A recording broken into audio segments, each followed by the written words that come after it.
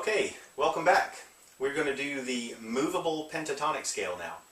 So we've done the E minor and G major pentatonic. Again, those scales are very, very similar. In fact, they have the exact same set of notes, but one of them starts on the open low string, and it ends there as well. And the other one, that was the E minor, the G major starts on the 3rd fret low string. You just don't play the open E at all. You start on 3. And you end on 3. So that 3 is 3rd fret low string. That's a G. That's why that's the G major pentatonic scale. Could be heard in a tune like My Girl, for example. Listen to this. So those first couple of notes, that's the start of the song My Girl. So remember that, because we're going to use that to help identify what we're doing next. So what we want to do is learn how to move this scale around. So the basic concept here is the same as with a bar chord.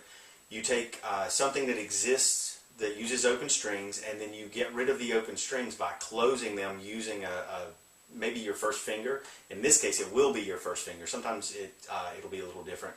But in this case, instead of 0, 3, 0, 2, we're going to add 1 to every number that I just called out and make this scale become, instead of 0, 3, 0, 2, it will be 0 plus 1 is 1, so 1, and then instead of 3, we'll go to 4. And then this 0 becomes 1, and then the old fret 2 becomes fret 3. So the original scale, E minor pentatonic, is 0, 3, 0, 2, 0, 2, 0, 2, 0, 3, 0, 3.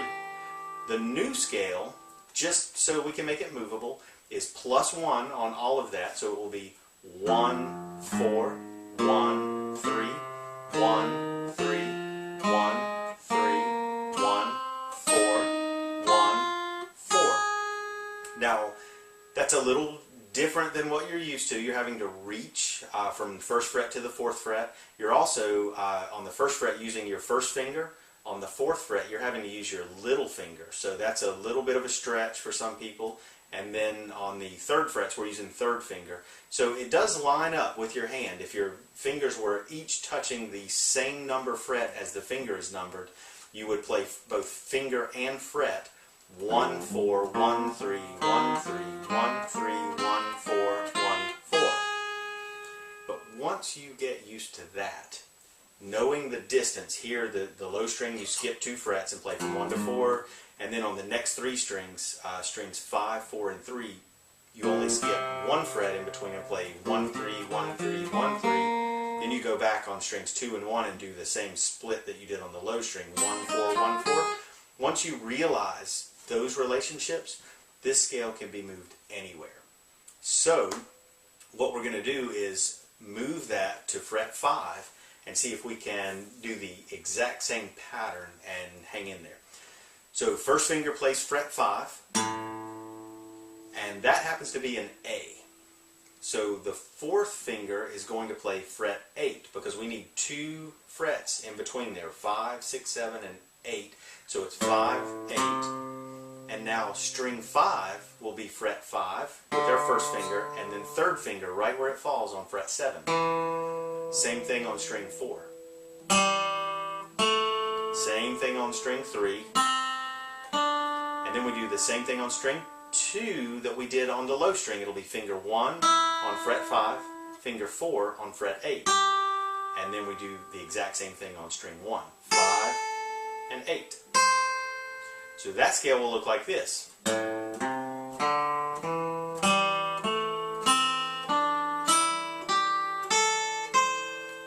When you get to that point, always do it in reverse, just to get that practice in. So it's identical in every way to the scale we did on the 1st fret, except we've moved it to the 5th fret. So instead of 1, 4, we're doing 5, 8. So that same relationship has been maintained. So at this point we can move it to any fret we want to. We can do it on fret 2, fret 3,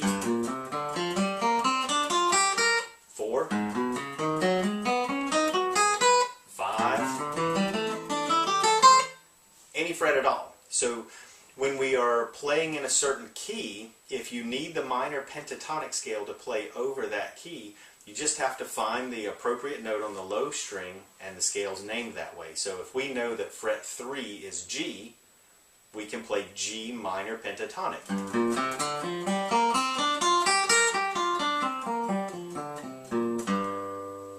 Now I will explain to you how all of those notes are identified in another video.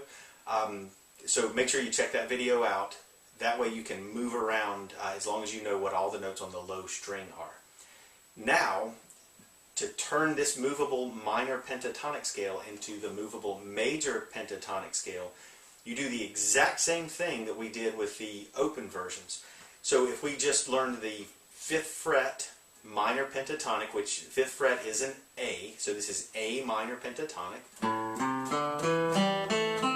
All we have to do to change that to its relative major scale, which would be the major pentatonic starting on the 4th finger here, we just leave off the low string 1st finger and start with our 4th finger. And then whatever the name of this note is becomes the new name of the scale. In this case, this was A, so the scale was A minor pentatonic, but the 8th fret on the low string is a C. So this is C major pentatonic.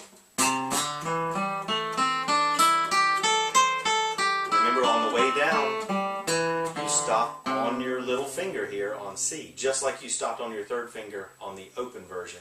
So we'll start on the little finger, and then we'll play 1st and 3rd, 1st and 3rd again, and 1st and 3rd again. Now 1st finger and 4th finger, 1st finger, 4th finger. Now backwards, 4th and 1st, 4th and 1st again, 3rd finger, 1st finger, same thing, 3rd and 1st, 3rd and 1st again, and then 4th finger, and we stop there because this is the major pentatonic. So get to work on those. Make sure you check out the video on how to identify notes on the low string so you'll know where you're starting your scale. And then just remember, wherever you start, if, for example, you need the A minor pentatonic or the A major pentatonic, you just have to know where A is. And once you identify the fret that is called A, which is 5th fret on the low string, if you start the scale with your 1st finger, it's A minor pentatonic.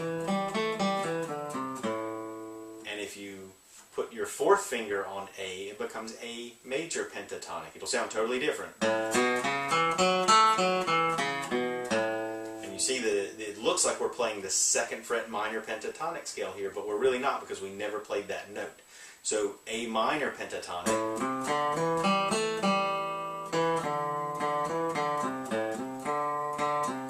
and then A major pentatonic. Sounds like my girl again.